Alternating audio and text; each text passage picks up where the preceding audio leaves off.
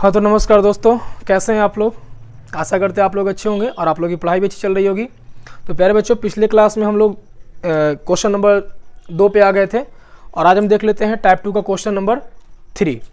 ठीक है, तो क्वेश्चन है दर्शाए कि एक धनात्मक विषम पूर्णांक 4q+1 या 4q+3 के रूप का होता है जहाँ q एक पूर्णांक है। तो प्यारे बच्चों, इसको कैसे हम दर्शाएंगे, आइए हम स्टार्ट करते हैं। लिखेंगे माना कि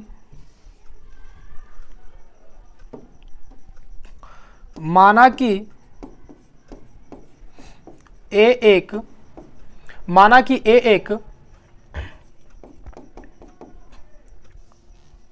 धनात्मक पूर्णांक है। माना कि ए एक धनात्मक पूर्णांक है तथा फिर मानते हैं माना कि b बराबर 4। b बराबर कितना मानते हैं, 4 मानते हैं। पिछले क्लास में हम लोग बताए थे कि b बराबर हम वही लेते हैं जिस रूप का आपका संख्या दी हुई रहती है। तो b बराबर 4 हमने क्यों लिया, लिखेंगे कि b बराबर 4 इसलिए लेते हैं, b बराबर 4 इसलिए मानते हैं कि दी गई संख्याओं का रूप 4q+1 या 4q+3 के रूप का है। बच्चों, यहां पर हम b बराबर 4 क्यों मानते हैं, तो b बराबर 4 इसलिए मानते हैं क्योंकि दी गई संख्याओं का जो रूप है वो किसके जैसा है, 4q+1 या 4q+3 के रूप का है। उसके बाद हम क्या करेंगे, लिखेंगे यूक्लिड विभाजन प्रमेयिका से। यूक्लिड विभाजन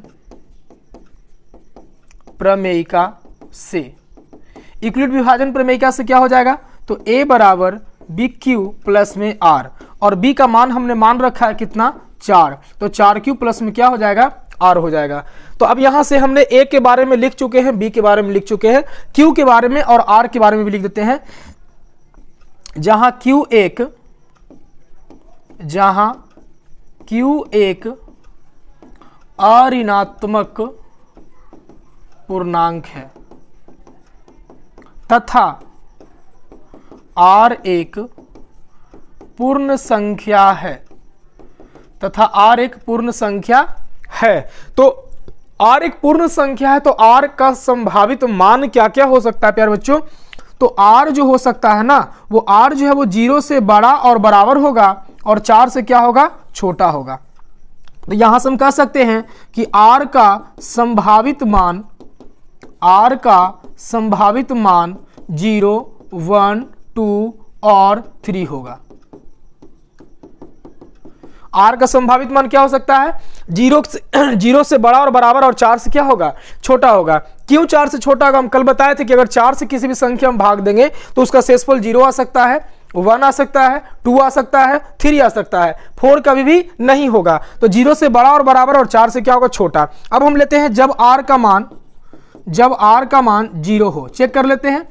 तो a बराबर होगा bq प्लस में r, यहां से आ जाएगा 4q प्लस में 0, यानी आपका आ जाएगा क्या, 4q आ जाएगा। तो प्यारे बच्चों 4q आएगा, इसको आप लिख सकते हैं 2 × 2q लिख सकते हैं। 2 × क्या लिख सकते हैं, 2q लिख सकते हैं। अब देखिए 2 × 2q, जिस संख्या में अगर 2 गुना में है तो वो संख्या कैसी संख्या होगी, सम संख्या। क्यों, क्योंकि अगर 2 गुना में है तो 2 से वो संख्या विभाज्य हो जाएगी, तो ये संख्या कैसी हो जाएगी, सम संख्या। इसको हम समीकरण 1 कर देते हैं। ठीक है, उसको हम क्या ले लेते हैं, 1 मान लेते हैं। फिर चलते हैं जब r का मान, इसको ले लीजिए, केस फर्स्ट ले लीजिए, केस फर्स्ट। अब चलते हैं केस नंबर सेकंड पे, केस नंबर सेकंड।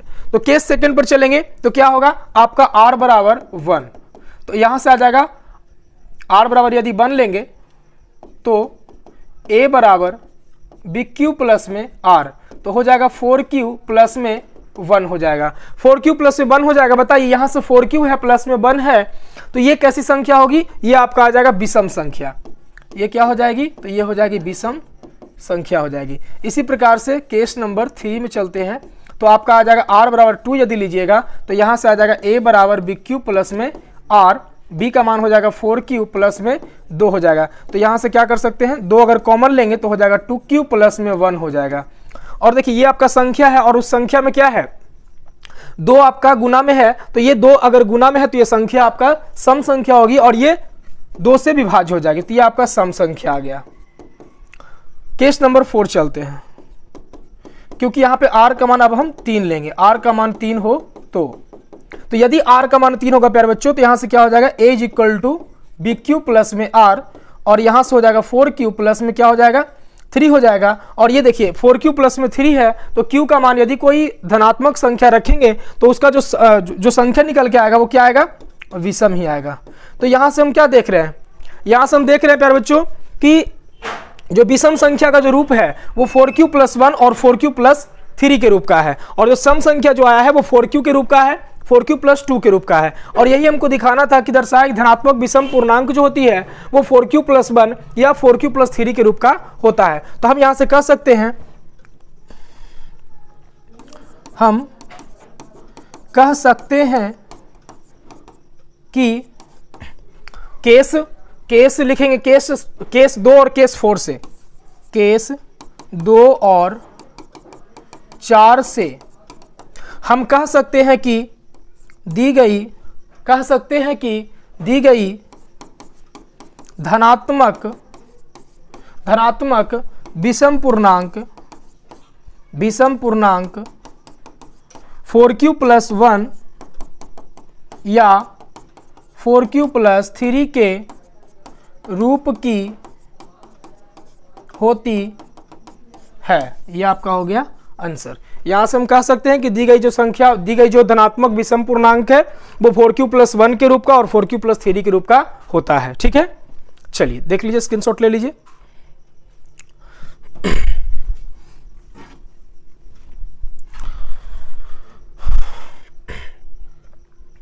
चलिए आगे चलते हैं प्यारे बच्चों।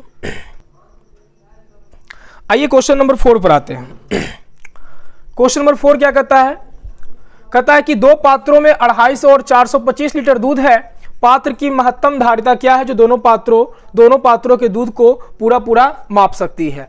तो देखिए महत्तम धारिता जब निकालने के लिए कहता है तो इसका मतलब आपको निकालना है क्या, HCF निकाल देना है। ठीक है, तो आपका 2 पात्र है, यानी कि पहला पात्र में आपका 250 है, दूसरा पात्र जो है वो 425 लीटर दूध है, इसमें महत्तम धारिता ज्ञात करना है। आइए यहां से लिख देते हैं, A बराबर, बड़ा वाला को हम A मान लेंगे 425 लीटर, तथा B बराबर 250, जहां A बड़ा है किससे, B से, A बड़ा है किससे, B से। अब हम यहां पर क्या कर देंगे, महत्तम धारिता हमको निकालना है।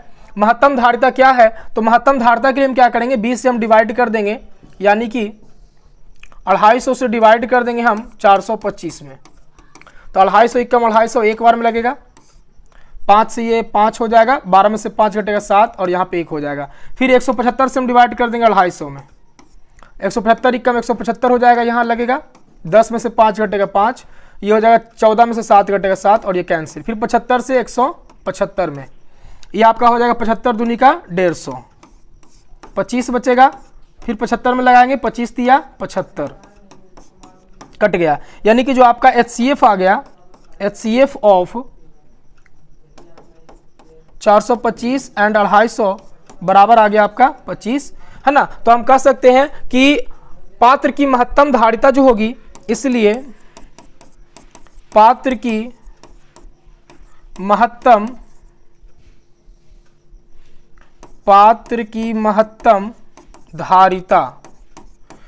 धारिता जो दोनों पात्र को पूर्ण रूप से माप सकती है, उसका माप कितना आ गया, 25 लीटर।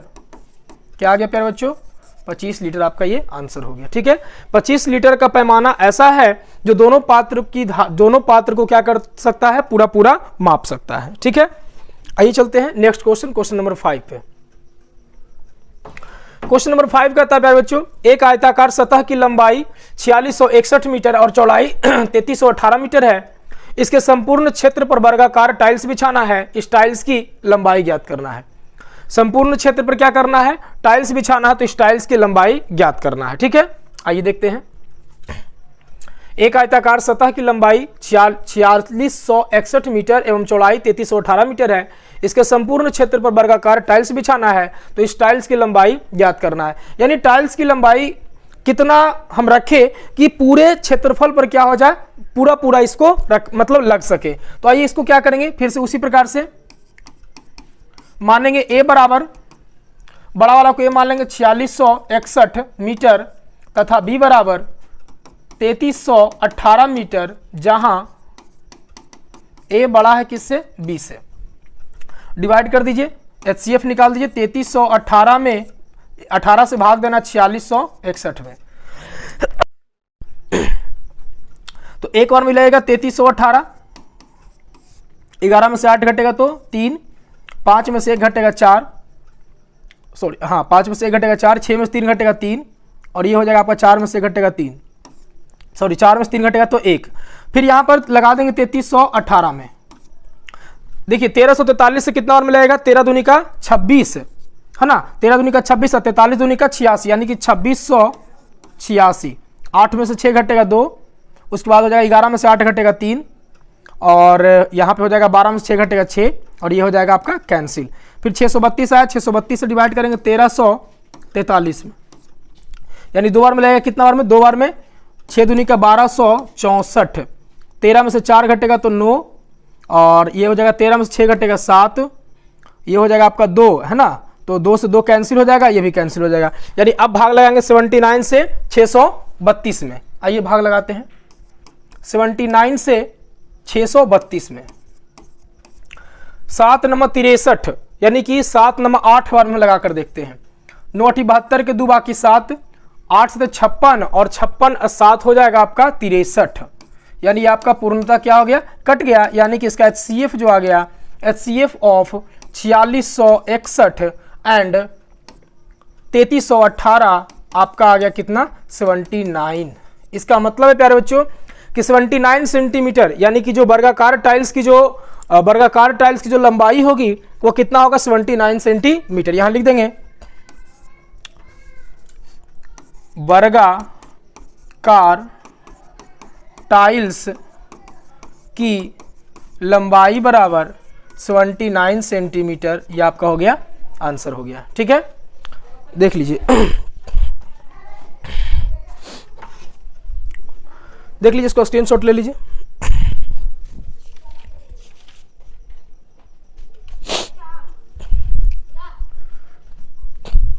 आइए प्यारे बच्चों, इसका लास्ट क्वेश्चन नंबर 6 करते हैं।